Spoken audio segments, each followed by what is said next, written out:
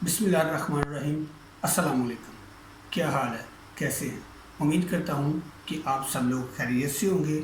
मैं आज CS 101 के लेक्चर का चौथा पार्ट लेके आप लोगों के सामने हाज़िर हूँ।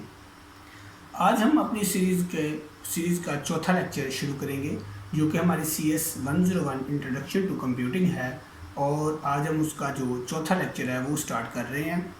और जैसा कि मैं आपको साथ साथ रिवाइज़ भी करवा रहा हूँ कि पीछे जो लेक्चर हैं उनको हम साथ साथ रिवाइज़ कर रहे हैं, ताकि आपका जो है ना लेआउट बनता रहे। ठीक है, तो अभी मैं कोशिश करूँगा कि आपको बुक से जो है ना पढ़ाऊँ। जो मैंने जो पीछे आपको लेक्चर्स दिए हैं सारे, वो मैंने एक ओवरऑल जो है ना बना कर दिए थे, यानी बुक से कुछ रीड करके, कुछ इंटरनेट से रीड करके।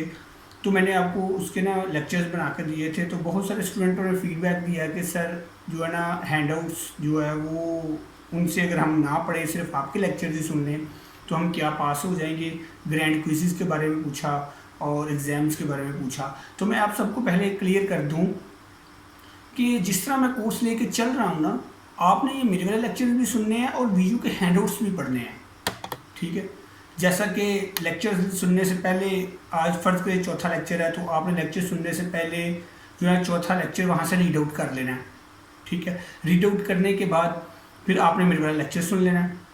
लेक्चर सुन लेने के बाद जो PDF स्लाइड्स मिली हैं आपको, आपके LMS में हैं, वो भी आपने देख लेनी है। मज़ीद अगर कोई इशू आता है तो कमेंट सेक्शन ऑन है, मैं आपको साथ साथ गाइड कर रहा हूँ। तो इंतज़ार किए बगैर हम आज का लेक्चर शुरू करते हैं। पिछले लेक्चर में हम लोगों ने एनालिटिकल इंजन के बारे में पढ़ा, चार्ल्स बेबेज के बारे में पूछा, चार्ल्स बेबेज के बारे में पढ़ा, एडा के बारे में पढ़ा। तो उसके बाद हम लोगों ने एनालिटिकल इंजन को देखा किस तरह था। उसके बाद हमने www वर्ल्ड वाइड वेब देखा। आज हम इस लेक्चर की सीरीज़ में कंप्यूटर के बारे में पढ़ेंगे कि कंप्यूटर वक्त के साथ साथ जब हार्डवेयर और मैकेनिकल कंप्यूटर थे, तो फिर ये इलेक्ट्रिकल पे आ गए और ये बड़े जनरल पर्पस जब हो गए, जनरल पर्पस जो है ना कंप्यूटर हो गए। तो आज हम उनकी क्लासिफिकेशन पढ़ेंगे। आज हम अपने लेक्चर में ये पढ़ेंगे कि कंप्यूटर के कितने पार्ट्स होते हैं, उनके एसेंशियल पार्ट्स कितने होते हैं, कौन सी 4-5 चीज़ें होती हैं कि जिनको मिलके कंप्यूटर बनता है, और कौन सी ऐसी एसेंशियल चीज़ें हैं जिनमें से अगर एक भी मिस हो तो कंप्यूटर एग्जिस्ट ही नहीं करता। तो सबसे पहले हम लोग क्लासिफिकेशन के बारे में पढ़ेंगे। कंप्यूटर क्लासिफिकेशन के हिसाब से कंप्यूटर्स मुख्तलिफ़ किस्म के होते हैं। आप ये लेक्चर सुनने से पहले अपना जो पीछे लेक्चर हैं उनको रिवाइज़ कर लीजिएगा एक दफ़ा, ताकि आपको इसकी समझ आ जाए। तो जो हमारा आज का गोल है वो यही है कि हम लोगों ने इसकी क्लासिफिकेशन पढ़नी है, उसके बाद कंप्यूटर की किस्में पढ़नी है, उसके बाद प्रोसेसर्स की किस्में पढ़नी है, उसके बाद हम लोगों ने जो इसमें इनपुट डिवाइसेस हैं वो पढ़नी है, और आउटपुट डिवाइसेस जो हैं वो पढ़नी है। तो मैं शुरू करता हूँ सुपर कंप्यूटर से। तो जनाब, सुपर कंप्यूटर क्या चीज़ है? बेसिकली सुपर कंप्यूटर एक इतना बड़ा और कम्प्लेक्स कंप्यूटर है ना, जो बड़े बड़े टास्क करने के लिए होता है। ये जिस टाइप का ये नॉलेज है ना, मतलब जो बेस है नॉलेज की, उस वक्त ये सुपर कंप्यूटर इतने जो है ना कॉमन नहीं थे होते। अभी सुपर कंप्यूटर्स बहुत कॉमन है। ठीक है, तभी तो पहले तो बड़े बड़े बेहंगम से कंप्यूटर हुआ करते थे, बड़े, और 14 बाय 16 फीट के कमरे में आते थे, वैक्यूम ट्यूब्स के ऊपर चलते होते थे। लेकिन वैक्यूम ट्यूब्स की जगह जो है ना वो ट्रांजिस्टर्स ने ले ली, और ट्रांजिस्टर की जगह जो है वो माइक्रो प्रोसेसर्स ने ले ली। और माइक्रो प्रोसेसर के बारे में आपको पहले बता चुका हुआ हूँ कि किस तरह एवोल्यूशन हुआ वैक्यूम ट्यूब से, फिर हम लोग आए ट्रांजिस्टर्स पे, फिर ट्रांजिस्टर से आए हम सर्किट पे, सर्किट से फिर हम आए IC पे, और IC के बाद हम लोग आ गए माइक्रो प्रोसेसर पे। माइक्रो प्रोसेसर बेसिकली कंप्यूटर में एक इंजन का काम करता है। सारी कैलकुलेशंस, सारे काम, जमा माइनस प्लस, वो सारा कुछ वही करता है। तो सुपर कंप्यूटर की हम लोग बात करते हैं। जो सुपर कंप्यूटर है ना, ठीक है, वो बेसिकली कोई कम्प्लेक्स टास्क करने के लिए होते हैं। कम्प्लेक्स टास्क इस तरह के करने के लिए होते हैं, जैसे कि कम्प्लेक्स टास्क हो गया, हमने कोई एटॉमिक सिमुलेशन करनी है, हमने 3D 4D वर्क करना है, तो उसके लिए हम लोगों को सुपर कंप्यूटर चाहिए होता है। सुपर कंप्यूटर बेसिकली ऐसा कंप्यूटर होता है जिसमें बहुत सारे मिलियंस ऑफ प्रोसेसर जो है ना वो जुड़े हुए हों। ठीक है, और वो एक ही टास्क को अपनी टोटल वैल्यू जो है, अपना टोटल जो मतलब अपनी सारी पावर है, वो एक ही काम के ऊपर लगा दें। देखिए, मैंने पिछले लेक्चर में एक बात कही थी, या तो आप कोई एटॉमिक बम का तजर्बा करना है आपने, या कोई मैथमेटिकल क्वेश्चंस हैं वो सॉल्व करनी है, या तो बिल्कुल मेडिकल का काम करना है जिसमें बहुत ज़्यादा कैलकुलेशन है, तो या फिर आपने वेदर सिमुलेशन करनी है। अब तो बहुत ज़्यादा सॉफ्टवेयर आ चुके हुए हैं ना, तो सॉफ्टवेयर के अलावा भी जो हार्डवेयर होता है ना, ठीक है, बेसिकली वो एग्जिस्ट करेगा तो उसके ऊपर सॉफ्टवेयर चलेगा। इसके बारे में मैं बाद में बात करूँगा, ज़रा रिलैक्स होकर। देखिए, अभी स्टेप बाय स्टेप मैं चलूँगा, ठीक है। सुपर कंप्यूटर में बहुत सारा जो है ना प्रोसेसर्स होते हैं जो एक ही काम को सारे मिलके करते हैं, और वो काम हम छोटे जो है ना कंप्यूटर से नहीं कर सकते, इसलिए हम लोगों को सुपर कंप्यूटर चाहिए होते हैं। जैसे कि हमने एक एटॉमिक बम फोड़ना हो तो हम सुपर कंप्यूटर में ही उसकी सिमुलेशन और कैलकुलेशन करके देख लेते हैं कि ये आया कि किस तरह काम करता है। जी, सुपर कंप्यूटर के अलावा, ठीक हो गया, मैं आपको बताता चलूँ कि ये कम्प्लेक्स टास्क करने के लिए होता है, जैसे मैंने पहले कहा, ठीक है। उसके बाद जो है ना ये लार्ज बिजनेस स्केल पे के ऊपर काम करने के लिए होता है। सुपर कंप्यूटर बेसिकली एक बहुत बड़ा टास्क होता है, तो इसलिए सुपर कंप्यूटर जो बनाने का तरीका होता है वो ये होता है कि इसके लिए एक ही बड़ा प्रोसेसर नहीं बना दिया जाता, इसके लिए बहुत सारे छोटे छोटे टीनी प्रोसेसर जो होते हैं उनको मिला के पैरेलल एक सुपर कंप्यूटर बनाया जाता है। अब आपके दिमाग में सवाल ये होगा कि अगर सुपर कंप्यूटर इतनी जल्दी और तेज़ काम करता है तो हम सुपर कंप्यूटर ही क्यों नहीं बना लेते, कंपनी ज़्यादा से ज़्यादा सुपर कंप्यूटर ही क्यों नहीं बनाती, ये छोटे computer desktop, laptop, palm tops, handy computers ये क्यों बना रहे हैं। तो जनाब, इसका जवाब है कि super computer is a huge task, it's much million, यानी कि इसके ऊपर बहुत ज़्यादा खर्चा आ जाता है, और एक टास्क के लिए इतना हैवी कंप्यूटर बनाना बहुत कॉस्टली पड़ जाता है, इसलिए बहुत सारे कंप्यूटर्स को जोड़ के सुपर कंप्यूटर बनाया जाता है। सुपर कंप्यूटर के बाद आ जाता है जी मेन फ्रेम कंप्यूटर, ठीक हो गया जी। ये सुपर कंप्यूटर से बाद में और डेस्कटॉप कंप्यूटर से दरमियान वाले जो है ना रेंज होता है, उसे हम कहते हैं main frame computers, mainframe computers. देखिए, जिस तरह मैं आपको एक एक चीज़ साथ साथ बता रहा हूँ ना, इस तरह आपके मल्टीपल चॉइसेस जो है ना वो भी आपके क्लियर होते जाएंगे। जैसा कि ग्रैंड क्विज आएगा उसमें हम लोग ये मल्टीपल चॉइस हमसे पूछे जाएंगे कि what is main frame computer, what is super computer, और व्हाट इज़ लैपटॉप्स और डेस्कटॉप्स। तो इसमें फिर जब वो कोई चीज़ पूछेगा पेपर सेटर, तो हमें पता चल जाएगा कि हम लोगों ने ये कैटेगरीज कौन सी पढ़ी हुई थी। उसके बाद आते हैं जी mainframe computers. Mainframe जो कंप्यूटर्स होते हैं ना वो जनाब यूज़ करते हैं स्मॉल बिजनेस वाले, नॉर्मल, और जिन लोगों ने अपना पॉपअप सेटिंग और ईमेल सेटिंग सिस्टम बनाया हुआ होता है वो लोग यूज़ करते हैं। इनमें एक ये चीज़ होती है कि ये सर्वर्स के बिल्कुल नज़दीक होते हैं, यानी सर्वर कंप्यूटर्स और मेन फ्रेम कंप्यूटर्स एक दूसरे के मुतरादिफ होते हैं, यानी कि ना ये सुपर कंप्यूटर्स होते हैं ना ये सर्वर कंप्यूटर, इसके मिड में लाई करते हैं, ठीक हो गया। उसके बाद आ जाते हैं जनाब हमारे पास मिनी कंप्यूटर्स, ठीक होगा। मिनी कंप्यूटर्स कौन से होते हैं, जैसे आपके पास मोबाइल फ़ोन है, पाम टॉप्स हैं, लैपटॉप्स हैं, ऐसे कंप्यूटर्स जिनमें छोटे छोटे प्रोसेसर लगे होते हैं, एक या दो, और वो बहुत कम बिजली जो है ना यूज़ करते हैं। हम इसे अपने बैटरी से भी चार्ज कर सकते हैं, और बैटरी जो इसके अंदर होती है वो तकरीबन 2 घंटे निकाल देती है। अब तो बहुत ज़्यादा एडवांस कंप्यूटर और लैपटॉप आ चुके हैं। मेरे पास जो पर्सनली इस टाइम लैपटॉप है उसकी बैटरी 3.5 घंटे वर्किंग टाइम निकालती है, और वो एक वर्क स्टेशन सीरीज़ है, और वर्क स्टेशन में मैं काफ़ी कॉम्प्लेक्स टास्क करता हूँ। जैसा कि मैं ये जो वीडियो रिकॉर्ड कर रहा हूँ इसकी मैं जब रेंडरिंग और सिमुलेशन करता हूँ तो मैं उसी सुपर जो मेरे पास वर्क स्टेशन है उसके ऊपर करता हूँ। अब आपको काफ़ी क्लियर हो गया होगा कि वर्क स्टेशन, लैपटॉप, डेस्कटॉप और सुपर कंप्यूटर में क्या फ़र्क है। मज़ीद जो आप ये बुक पढ़ेंगे तो आपको पता चल जाएगा, रीड आउट करेंगे कि कौन कौन सा सुपर कंप्यूटर है और कौन कौन सा दूसरा। उसके बाद आते हैं जनाब डेस्कटॉप कंप्यूटर्स। तो आप लोगों के पास, काफ़ी स्टूडेंट्स के पास डेस्कटॉप कंप्यूटर होगा, मेरे पास भी 3 डेस्कटॉप कंप्यूटर हैं जिनके ऊपर मैं छोटे मोटे काम करता हूं। और डेस्कटॉप कंप्यूटर जो होते हैं इनमें एक सिंगल प्रोसेसर होता है और ये साइमल्टेनियसली वर्क कर रहे होते हैं। जैसा कि सुपर कंप्यूटर जो होते हैं, मेन फ्रेम कंप्यूटर या सर्वर्स जो होते हैं, इनमें एक कैपेबिलिटी ये होती है कि ड्यूरिंग वर्किंग ये जो है ना काम कर रहे होते हैं और आप इन्हें ऑफ किए बगैर ही इन्हें रिपेयर कर सकते हैं। जैसा कि डेस्कटॉप और लैपटॉप में ये ऑप्शन नहीं होती। अगर इनमें कुछ छोटा सा मसला आ जाए, कोई हार्ड ड्राइव डंप हो जाए या रैंडम एक्सेस मेमोरी में कोई मसला आ जाए तो ये बंद हो जाते हैं, काम करना छोड़ देते हैं। जबकि सर्वर्स में ऐसा नहीं होता। सर्वर में एट ए टाइम काफ़ी ज़्यादा रैम्स लगी होती हैं, काफ़ी ज़्यादा प्रोसेसर लगे होते हैं और एक से ज़्यादा पावर सप्लाईज होती हैं कि अगर एक पावर सप्लाई प्रॉब्लम कर जाती है तो वो आपको नोटिफिकेशन दे देता है ऑपरेटिंग सिस्टम के ज़रिए, तो आप उसे रनिंग हालत में ही ठीक करके या सप्लाई चेंज कर सकते हैं। उसके बाद आते हैं हमारे पास पोर्टेबल कंप्यूटर्स। ठीक हो गया जी। पोर्टेबल कंप्यूटर कौन से हैं? पोर्टेबल कंप्यूटर जैसे कि मैं आपको बता चुका हूँ पहले, ऐसे कंप्यूटर जिन्हें हम कैरी कर सकते हैं, कैरी करके जिन्हें हम ले जा सकते हैं। और आजकल इनकी ज़िंदा मिसाल है लैपटॉप्स की या पाम टॉप्स की। एक लफ्ज़ मैं बोल रहा हूँ palm tops. Palm tops basically वो कंप्यूटर हैं जो आपके हाथ में आ जाते हैं। ठीक है, अगर मैं आपको याद दिलाऊं तो कुछ सालों पहले नोकिया ने अपनी एक S12 सीरीज़ निकाली थी जो लाइका पाम टॉप्स थी। वो एक मिनी कंप्यूटर था जिसमें आप लोग सारा काम कर सकते थे।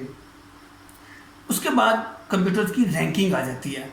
ठीक है, पोर्टेबल कंप्यूटर तो ऑलरेडी आपको क्लियर हो चुका है ना। पोर्टेबल कंप्यूटर बेसिकली हर वो कंप्यूटर है जिसे आप उठा कर पोर्ट कर सकते हैं।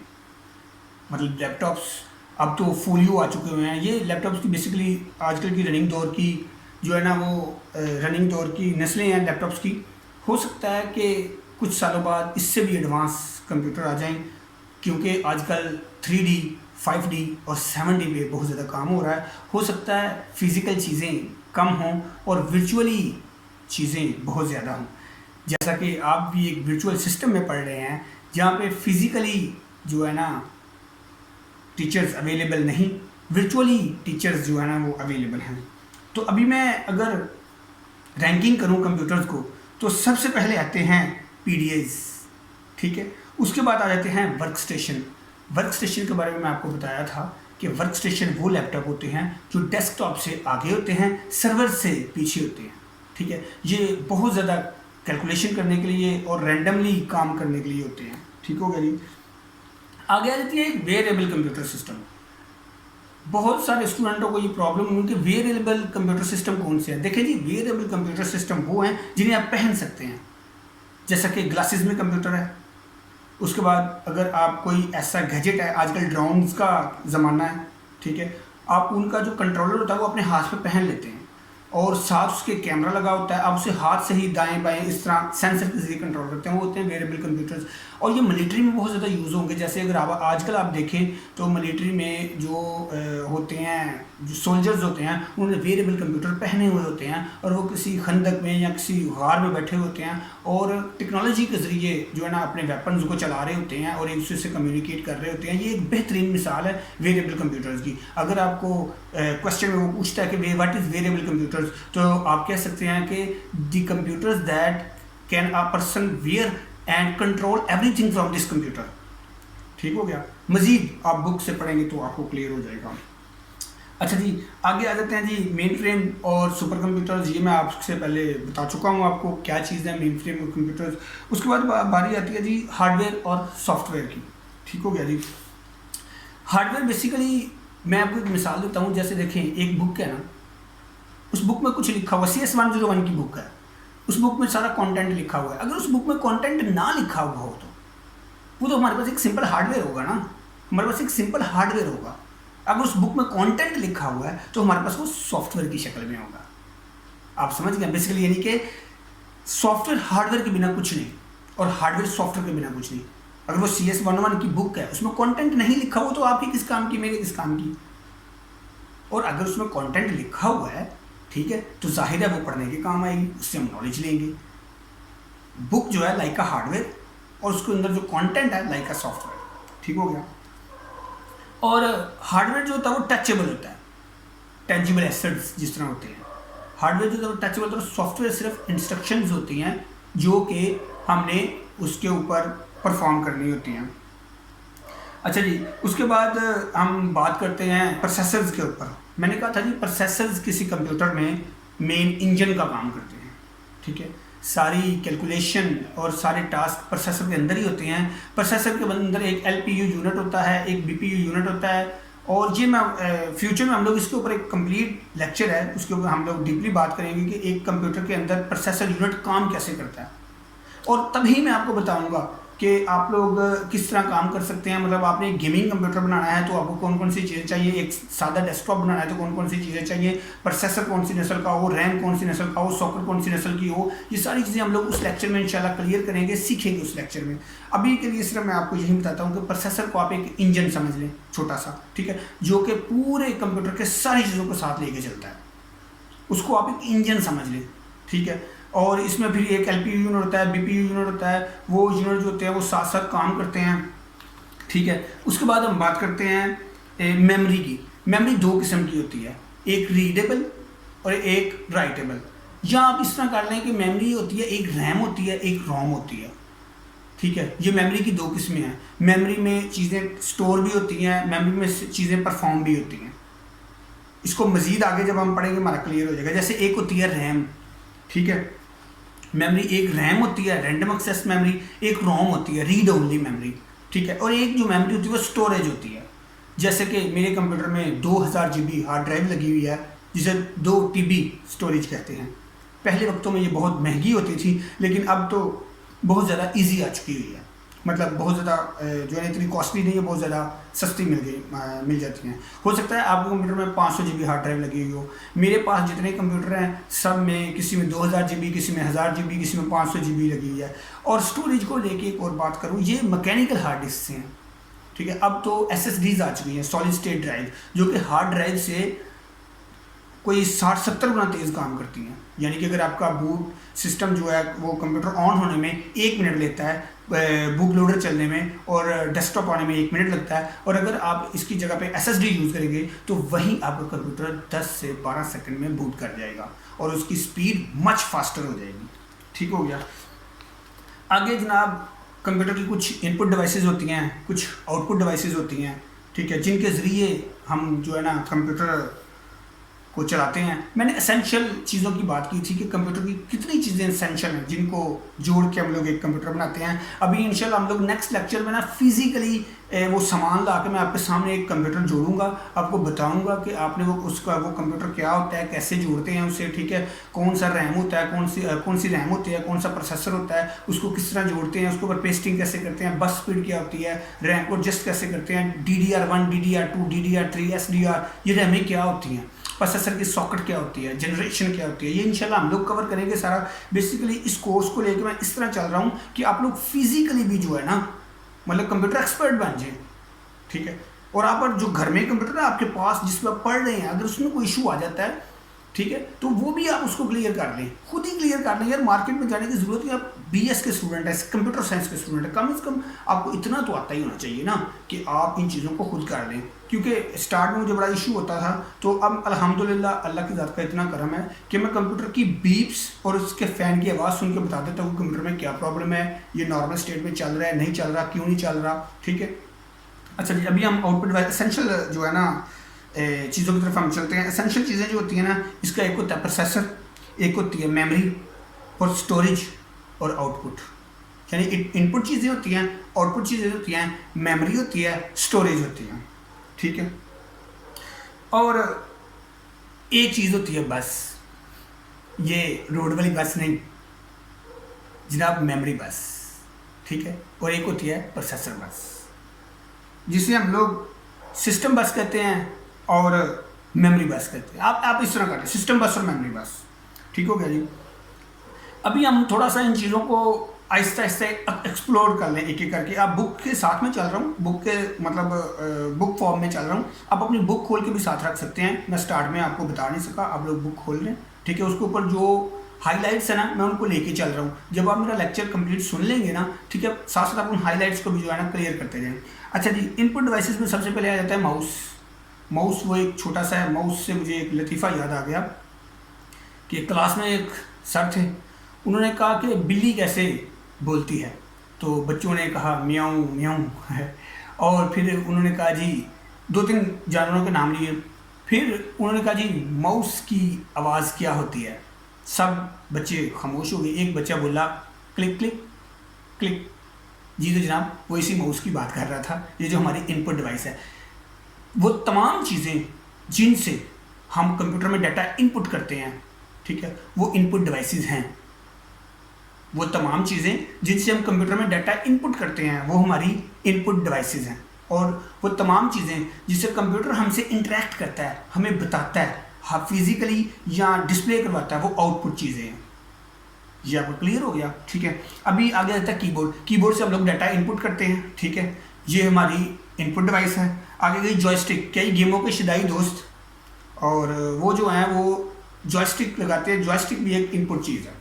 उसके बाद आता है हमारा डिजिटल कैमरा। डिजिटल कैमरा जैसे मैं अभी एक डिजिटल कैमरा यूज़ कर रहा हूँ, इससे मैं कंप्यूटर को डाटा इनपुट दे रहा हूँ, ये भी एक इनपुट डिवाइस है।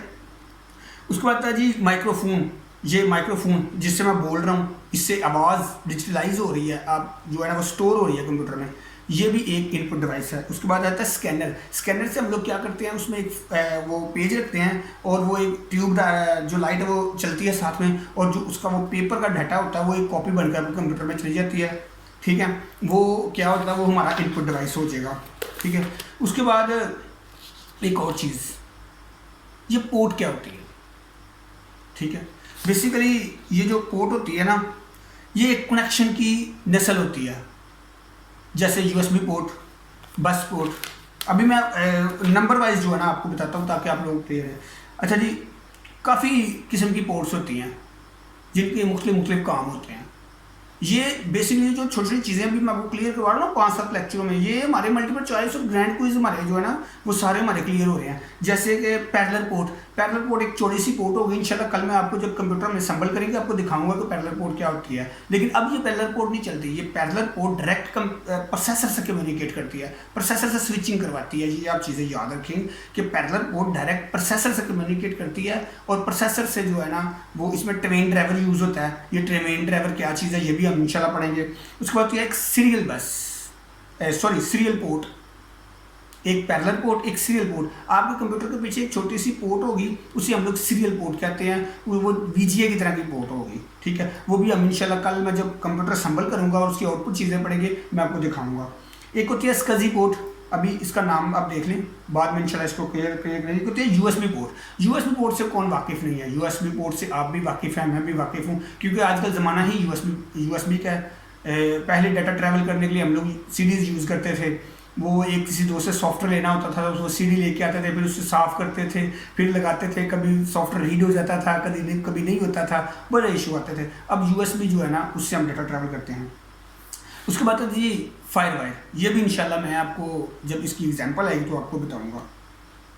प्रोसेसर की किस्मों में हम लोग अगर बात कर लें तो प्रोसेसर की जो किस्में है ना वो मैंने आपको बताया था कि प्रोसेसर एक इंजन का काम करता है, ठीक है। कि जैसे आपको पता है गाड़ी में एक मेन इंजन होता है और वो इंजन ले के चलता है सारे डब्बों को, ठीक है। जैसे रेलगाड़ी में एक इंजन होता है, गाड़ी में एक इंजन होता है, वो सब चीज़ों का एक मेन लुब्बे लुबाब होता है, ठीक है। इस तरह प्रोसेसर भी जो होता है ना वो भी लुब्बे लुबाब होता है। पहले के जो प्रोसेसर थे वो थे पेंटियम, सेलेरॉन, एथलॉन, ठीक है, power PC, strong, spark, course. ये प्रोसेसर उस वक्त के हिसाब से ना सर्वर्स में यूज़ होते थे, उसके बाद चीज़ों में यूज़ होते थे। लेकिन अब जो प्रोसेसर है ना अब इनसे एडवांस आ चुके हुए हैं। अब तो पेंटियम सीरीज़ ही ख़त्म हो चुकी है ना, अब हम core two duo quad core पे आ चुके हैं, कोर i3 पे आ चुके हैं, कोर i5, कोर i7, अब तो कोर i11 आ चुका हुआ है, सॉरी कोर i9 आ चुका है, अब 11 की तैयारी हो रही है, ठीक है। उसके बाद ये ट्रांजिस्टर जो है, ट्रांजिस्टर कह रहा हूँ, क्वाड कोर प्रोसेसर के बाद अब तो AMD वालों में मैं पीछे जिक्र किया था एडवांस माइक्रो डिवाइसेस वालों का, उनका रेयान प्रोसेसर आ चुका हुआ है, जियान प्रोसेसर आ चुका हुआ है। ये प्रोसेसर बहुत मच फास्टर एडवांस प्रोसेसर हैं, ठीक हो गया। अब वर्क स्टेशन है, अब तो वर्क स्टेशन में 3 प्रोसेसर लगे हुए होते हैं हमारे जो अब करंट कंप्यूटर है ना, और ये जो फ्यूचर आ रहा है ये क्वांटम कंप्यूटिंग का आ रहा है, ठीक हो गया। ये फ्यूचर क्वांटम कंप्यूटिंग का आ रहा है, ये आज से हो सकता है 5-7 साल में ये और ज़्यादा इससे तेज़ हो कंप्यूटर, ठीक हो गया जी। आगे हम लोग बात करेंगे जी मेमोरी और स्टोरेज की। मेमोरी की कितनी किस्में होती हैं वो मैं पहले बता चुका हूँ। मेमोरी में एक आ जाती है जी रैम।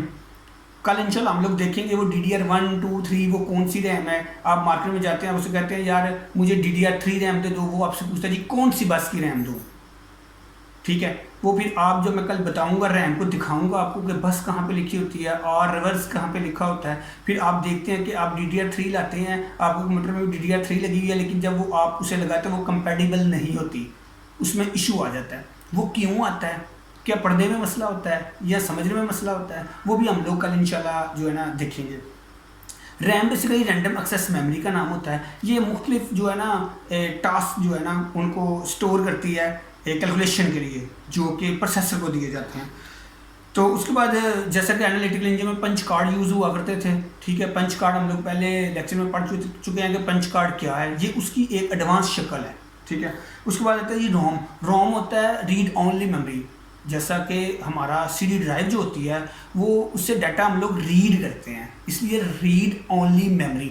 ये आपकी ना वो हो रहे हैं क्विज़ जो हम लोगों ने करने हैं, ठीक है। ये आपके वो भी क्लियर हो रहे हैं साथ साथ। आगे था जी हार्ड डिस्क। हार्ड डिस्क का मैं पहले भी जिक्र कर चुका हूँ आपसे कि पहले मैकेनिकल और इलेक्ट्रिकल हार्ड ड्राइव हुआ करती थी, अब सिर्फ इलेक्ट्रिकल हार्ड ड्राइव जिसे हम एसएसडी कहते हैं। मैकेनिकल हार्ड ड्राइव जो होती हैं वो अब ख़त्म होती जा रही हैं। मेरे कंप्यूटर में 2000 GB हार्ड ड्राइव लगी हुई है, मैं पहले जिक्र कर चुका था, लेकिन एक उसमें एक्स्ट्रा एसएसडी भी लगी हुई है जो सॉलिड स्टेट ड्राइव है। यानी कि अब अगर कोई आपसे पूछे कि हार्ड ड्राइव कितनी किस्मों की है, तो आपने कहना 2 किस्म की हार्ड ड्राइव्स हैं, एक एचडीडी हार्ड डिस्क ड्राइव, एक एसएसडी सॉलिड स्टेट ड्राइव। उसके बाद आता है जी फ्लॉपी डिस्क। फ्लॉपी डिस्क एक मैग्नेटिक टेप तरह की छोटी सी होती थी फ्लॉपी डिस्क, उसमें 1.44 मेगाबिट्स डाटा स्टोर होता था, ठीक है। तो अब वो फ्लॉपी डिस्क को ख़त्म हुए काफ़ी देर हो चुकी हुई है, ठीक है। ये सिर्फ आप बेसिक के लिए समझ लें, लेकिन इनका भी यूज़ नहीं होता। उसके बाद जी टेप, मैग्नेटिक टेप, ये भी बड़ी देर की ख़त्म हो चुकी है। आप जब केसेट 90s के जो लोग हैं ना, ये जो 90s वाले हैं, ये जानते हैं, इन्होंने एवोल्यूशन देखा हुआ है इस जनरेशन ने। वो टेप से USB पे आए, USB से MP3 पे आ गए हुए हैं। पहले टेप हुआ करती थी, केसेट टेप, ठीक है, वो ऑडियो प्लेयर में चला करती थी। उसके बाद जी सीडी 600-700 MB की होती थी, अब वो भी नहीं चलती, ठीक है। अब बड़ी बड़ी सीरीज़ आ चुकी हैं। DVD है, DVD 4.5 GB की होती थी, इसमें स्टोरेज कैपेसिटी होती थी, आप इसमें डाटा जो है ना वो स्टोर कर सकते थे। ये रिमूवेबल नहीं था होता, बस एक बार ही स्टोर कर सकते थे। लेकिन टेक्नोलॉजी फिर आगे आती गई, RW आती गई, यानी रीड राइटेबल DVDs आती गई, उनके लिए आपको प्लेयर चाहिए होता था, ठीक है। उसके बाद अब तो ब्लू रे आ चुकी है, 50-50 GB, 150 GB, 400 GB डाटा आप राइट कर सकते हैं एक CD पे, ठीक है, DVD पे, सॉरी। तो जो क्लासिफिकेशन है ना उसकी स्टोरेज की, वो मैं आपको बता दूं कि इलेक्ट्रिक रैम, रोम, ठीक है। मज़ीद आप जब ये इस लेक्चर को पढ़ेंगे, क्योंकि मैंने तसलसल देखना है कि ये हाफ आवर में ये लेक्चर कंप्लीट हो जाए आपका, क्योंकि अगर हाफ आवर में लेक्चर कंप्लीट नहीं होगा तो वो फिर लेंथी हो जाता है, बोर हो जाता है। आप कोशिश करें कि बुक्स को साथ लेके चलें, ठीक है। उसके बाद आउटपुट डिवाइसेस जो हैं, ठीक है, आउटपुट डिवाइसेस आपको पता है मॉनिटर हैं, वो तमाम चीज़ें जो आपको डेटा आउटपुट करके देती हैं, ठीक है। वो क्या उसे कहते हैं, कंप्यूटर की आउटपुट डिवाइसेस होती है, जैसे कि स्क्रीन, प्रिंटर। उसके बाद इस तरह की जो है ना काफ़ी सारी चीज़ें हैं जो कि आपको डेटा आउटपुट करके देती हैं। अभी मैं इस लेक्चर नंबर 4 को आज यहीं पे ख़त्म करूँगा। मज़ीद कुछ चीज़ें तो मैं आपको बता दूँ, ठीक है। वो मज़ीद 1-2 चीज़ें ये हैं, कल इंशाल्लाह हमने अपना हार्डवेयर पढ़ना है, ठीक है। हार्डवेयर कैसे पढ़ना है, क्या पढ़ना है, तो वो मैं इंशाल्लाह आपको बताऊंगा कि कैसे पढ़ना है। आप घर में खुद अपना कंप्यूटर ठीक कैसे कर सकते हैं, अपना खुद क्या उसे कहते हैं। देखिए, जब तक आप फिजिकली चीज़ों को देखेंगे नहीं, फिजिकली ओपन नहीं करेंगे, क्लोज नहीं करेंगे, आपको कुछ समझ नहीं आएगा। बुक्स पढ़ लें, कुछ नहीं, कोई फ़ायदा नहीं जब तक आप प्रैक्टिकल नहीं करेंगे, जब तक आप लिखेंगे नहीं। मैं हर दफ़ा आपको कहता हूँ कि मेरे लेक्चर के दौरान कॉपी पेंसिल लेके बैठा करें। देखिए, इतने एडवांस मत तो हो जाएं कि आपको भूल जाए। कॉपी पेंसिल लेके बैठा करें, कॉपी पेंसिल लेके जब बैठेंगे तो 7-7 पॉइंट्स लिखा करें, बुक को भी रीड आउट करें। खुदारा अपने लिए 1 घंटा एजुकेशन के लिए निकालें, 1 घंटा, 2 घंटे, 3 घंटे रोज़ाना एजुकेशन के लिए निकालें। रिलैक्स होकर रात के टाइम पढ़ें, ठीक है। पढ़ने के बाद जब आपको वो एक दफ़ा आप पढ़ लें, फिर उसे लिखा करें। लिखेंगे तो आपको याद हो जाएगा। मैं चाहता हूँ कि ये जो मैं कोर्स लेके चल रहा हूँ ना, अल्लाह करम करे, अल्लाह करम करे, अल्हम्दुलिल्लाह। जिस दिन हमारा वो मिड टर्म हो तो मैं जस्ट आपके साथ 1 से 2 घंटे की लाइव क्लास लूँ। आप सब दोस्त उस लाइव क्लास में आएँ, गर्ल्स बॉयज़ सब उस लाइव क्लास में आएँ, ठीक है। उस लाइव क्लास में आप डायरेक्टली मुझसे कॉन्सेप्ट पूछें, मैं डायरेक्टली आपको कॉन्सेप्ट बताऊँगा। आपकी कंप्लीट तैयारी, हम लोग एक अपनी ग्रैंड तैयारी करेंगे, ठीक है। हम लोग इंशाल्लाह वो एक रात को हम लोग आप मुख्तस होकर बैठेंगे, कोई 9-10 बजे बैठेंगे और इंशाल्लाह 12-1 बजे तक बैठे रहेंगे, ठीक है। और हम लोग सारा जो है ना वो बुक लेके गो थ्रू करेंगे सारा, और इंशाल्लाह अल्लाह करम करे। मैं गारंटी से कहता हूँ, मैं जितनी भी क्लासेस को पढ़ा रहा हूँ, अल्लाह की ज़ात का बहुत कदम है, 95+% रिजल्ट मिल रहा है। सिर्फ मैं कुछ नहीं करता, सिर्फ मैं पढ़ा देता हूँ, एक कॉन्सेप्ट क्लियर कर देता हूँ। तो दोस्तों, कॉन्सेप्ट क्लियर करने से सारा कुछ क्लियर हो जाता है, ठीक हो गया। बाकी अल्लाह करम करे, ये था हमारा चौथा लेक्चर। ठीक है। अभी हम कल हमारा लेक्चर जो है वो कंप्यूटर्स के ऊपर है। कल मैं एक कंप्यूटर अरेंज करूँगा, ठीक है, उसके पार्ट्स आपको बताऊँगा कि उसकी पोर्ट्स जो मैंने आज पढ़ी हैं वो बताऊँगा इंशाल्लाह। जो है ना अभी दूसरे लेक्चर की तैयारी भी है, क्योंकि आपको मैंने बताया था कि कोर्स कंटेंट बहुत ज़्यादा है और स्टूडेंट भी माशाल्लाह बहुत ज़्यादा है। आप सबके फीडबैक का शुक्रिया, ठीक है। और चैनल को लाइक करें, शेयर करें, सब्सक्राइब लाजमी करें। मैं हर दफ़ा आपसे कहता हूँ सब्सक्राइब लाइक लाजमी करें और घंटी के बटन को दबाएं ताकि जब लेक्चर अपलोड हो तो फ़ौरन आपके पास नोटिफिकेशन पहुँच जाए। तो मज़ीद बहुत सारे स्टूडेंट कनेक्टेड हो चुके हुए हैं। देखें व्हाट्सएप आप कहते हैं तो व्हाट्सएप के ऊपर ग्रुप फुल हो चुके हुए हैं। मैं नेक्स्ट ग्रुप नहीं बना सकता क्योंकि एक ग्रुप को टाइम देना बहुत मुश्किल होता है। टेलीग्राम का ग्रुप है टेक्निकल डेवलपर्स के नाम से, ठीक है।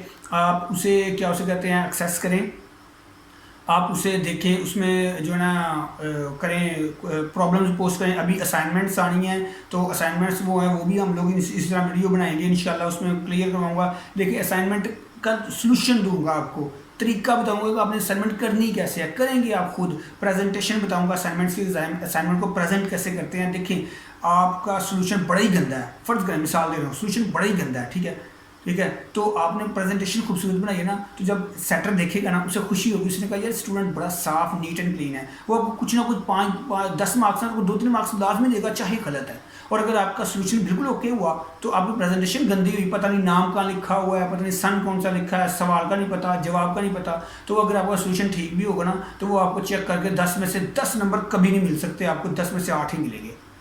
इसलिए इन चीज़ों को जो है ना गौर में रखें। अभी इसके साथ ही मुझे इजाज़त दें, ठीक है। इंशाल्लाह हम नेक्स्ट लेक्चर में मिलेंगे।